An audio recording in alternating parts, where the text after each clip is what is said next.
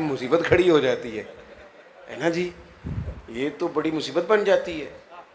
اور پھر مولوی گاڑی میں بیٹھ جائے، توبہ توبہ توبہ. مولوی تو وہ موٹر سائیکل لے لے تو سارا گاؤں تحقیق کرتا ہے، پتہ کرو اسی تے روٹی دے بھی نہیں سا پورے دیں دے، ابھی تے ٹکر دے بھی نہیں سا دیں دے تے اس موٹر سائیکل لے لئی، یہ کیسے ہو گیا؟ اور مولوی صاحب جو قرآن شریف پڑھاتے ہیں 2 وقت، ان کا تو یہ حق ہی نہیں. یہ تو حق ہے نعت خوانوں کا، خطیبوں واعظوں کا، پیروں کا، ان بیچاروں کا کام.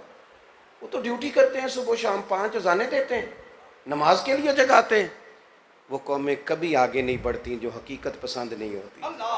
رج رج کے مشائخ کی خدمت کرو، نعت خواں کو حضور نے دیا دو، لیکن تھوڑا ادھر بھی تو خیال کرو نا، چیزوں پر غور کرو.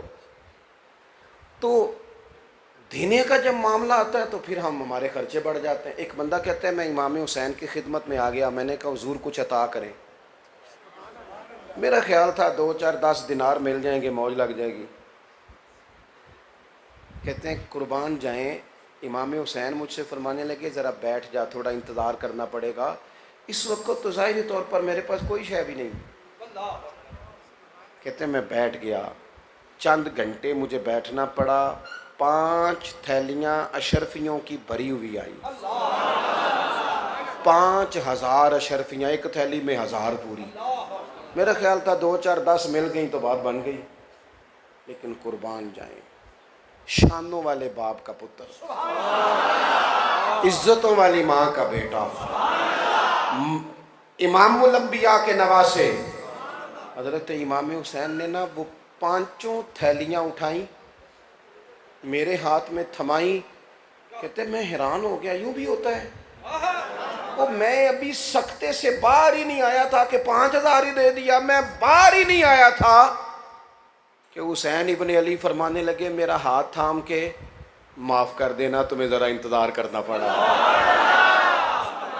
دیکھو خود بھیک دیں خود ہی کہیں منگتے کا بھلا ہو، خود بھیک دیں خود ہی کہیں منگتے کا بھلا ہو. یہ دیکھو نا، یہ عالی شان گھرانے ہیں، یہ لاجپال لوگ ہیں، یہ غریب نواز ہیں، یہ وہ لوگ ہیں جنہیں عطا کرنا آتا ہے. یہ حضور کا گھرانہ ہے جس نے بانٹا ہے تو پھر دونوں ہاتھوں سے بانٹا ہے، پھر صبح و شام بانٹا ہے، پھر کمال کر دیا. پھر اس کے علاوہ نا غریب بھی غریبوں سے دوستی لگانا پسند نہیں کرتے. کدے ریڈی والے نال فوٹو کھچائی جے، وہ تے بالکل جائز پیسے ہوندے نے، وہ نال کھچانی چاہیے. انہوں نال کھچان دیو جنہوں دا پتہ ہی نہیں کتوں آئے نے. اور بھائی جو محنت مزدوری کرنے والا بندہ ہے، ہمارے ایک پرانے موچی ہیں، وہ جوتے گانٹتے تھے. میں نے کبھی کسی کے ساتھ تصویر نہیں بنوائی، ویسے ہی بڑی بن گئی تو ضرورت نہیں پڑی، کوشش بھی نہیں کی. بزرگوں کے ساتھ کھڑا ہونا ویسے ادب کے خلاف ہے، اور باقی معاملات سے ویسے تھوڑی احتیاط کرتے ہیں. اور ہمارے بزرگ ویسے ہی فوٹو بازی کو پسند نہیں کرتے تھے. تو وہ جوتے گانٹتے ہیں موچی، تو وہ کبھی جاتے تھے نا، اب تو خیر جوتے گنڈواتا ہی کوئی نہیں، تو کبھی جاتے تھے نا تو کہتے 4 روپے دے دو، تو پورے 5 دے دیتے. کہنے پھاڑا اپنا روپیہ. ہاں، پکڑ گردن کو جھکا دیتا ہے خیرات کا پتھر، جہاں میں مانگنے والوں کے سر کبھی اونچے نہیں ہوتے. چک روپیہ میں نہیں لیتا.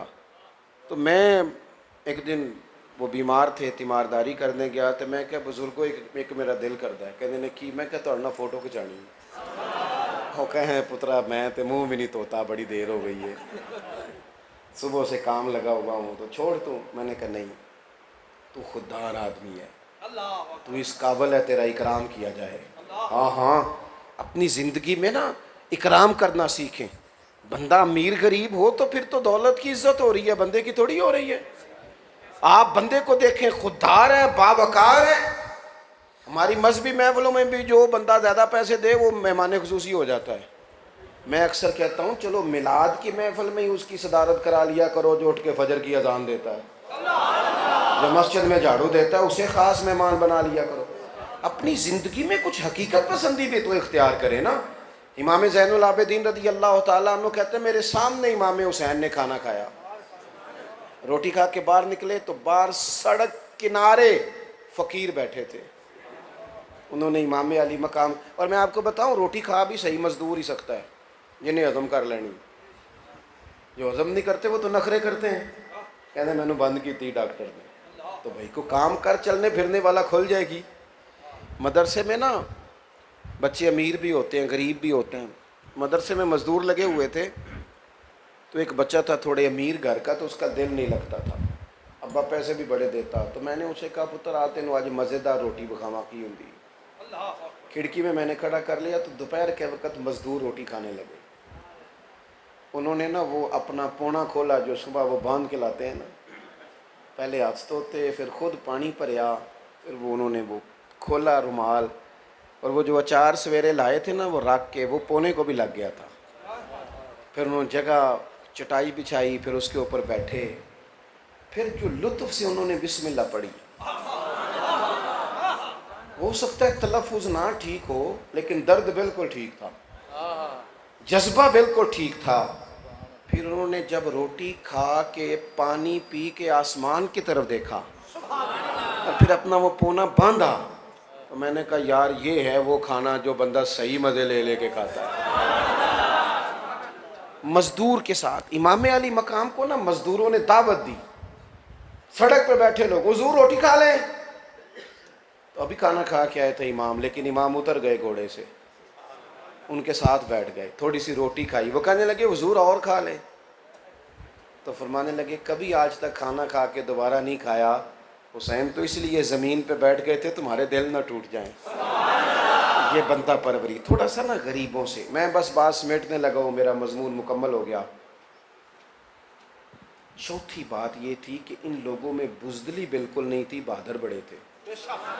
آج کل نا کاکروچ دیکھ کے چیخے مارنا یہ فیشن ہے، اور میرا بچہ جی چھپکلی دیکھ کے چیخے مارتا ہے، تو یہ میدان میں کیسے نکلے گا جی؟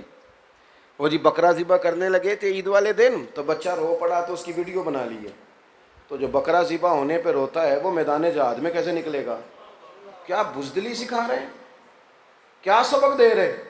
باہر لڑائی ہو رہی ہے، اماں کہتی ہے اندر سے دروازہ بند کر لو، باہر ظلم ہوتا ہے تو ہوتا رہے، چلیں اگر کوئی بندہ فضول لڑ رہا ہے تو آپ پرہیز کریں، لیکن مظلوم کے ساتھ بھی کھڑے نہیں ہوں گے۔ یاد رکھنا جو قومیں مظلوموں کو تنہا چھوڑ دیتی ہیں ان ایک وقت آتا ہے ان پر خود بھی ظلم ہوتا ہے، وہ ظالموں کے ہاتھ مضبوط کر دیتی ہیں۔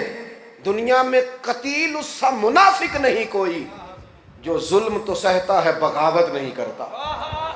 یہ کیا بات ہوئی کہ بندہ بات بھی نہ کرے، اس میں اتنی بھی ہمت نہ ہو کہ سچ کو سچ کہہ سکے؟